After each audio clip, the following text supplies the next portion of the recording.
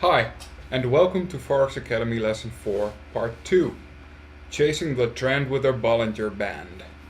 While the main use for Bollinger Bands is gauging range, it is also being used as an early indicator that a trend is developing. An early warning system for breakout trades, so to speak. Now, this method does not have the greatest success rate of all the technical indicators.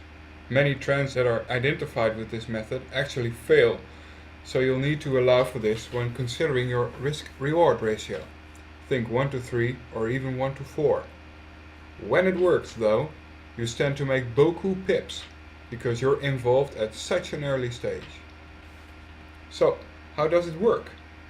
Well, that's really the easy part. Just open up your charts and apply the Bollinger Band indicator. Once again, you may want to think of including Bollinger Bands by default in your chart setups. Even if you're not actually using them, having them visible really adds a lot of perspective to the way you look at charts. They show you the volatility you can expect and give you an idea of how much the market may range within your trading session. Alright, so we're going to look for a candle to close outside the bands. Just touching or piercing the band doesn't tell you anything. The candle really needs to close outside the band. This will give you an indication of where the trend is going to go.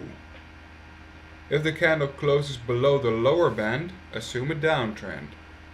If it closes above the upper band, assume uptrend. Don't open a position just yet though.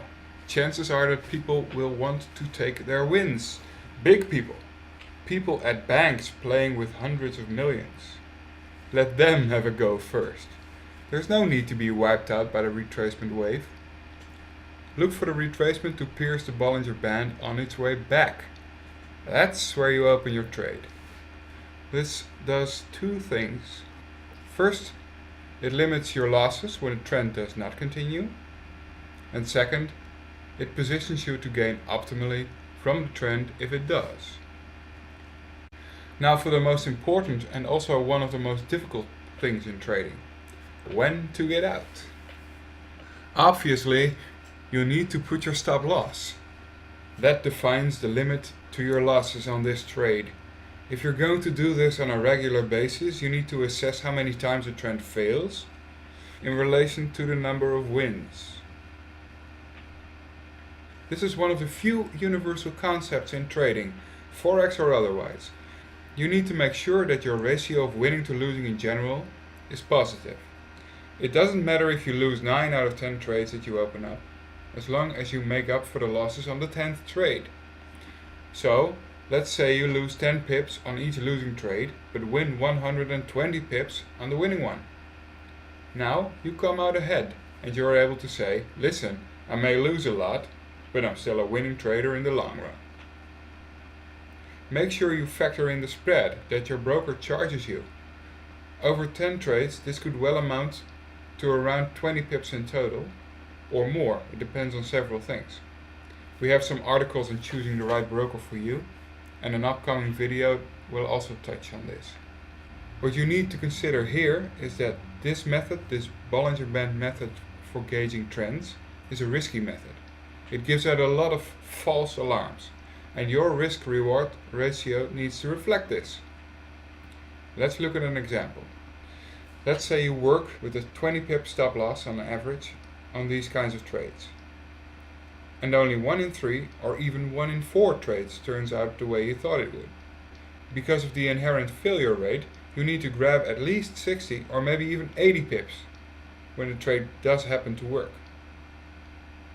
Expect this to go as high as 100 pips for a risk-reward ratio of 1 to 5 for the smaller or cross currencies. Why? Because you need to factor in the spread. And that may frequently amount to 5 pips or more on any one trade of these smaller currency pairs. Don't cheat yourself.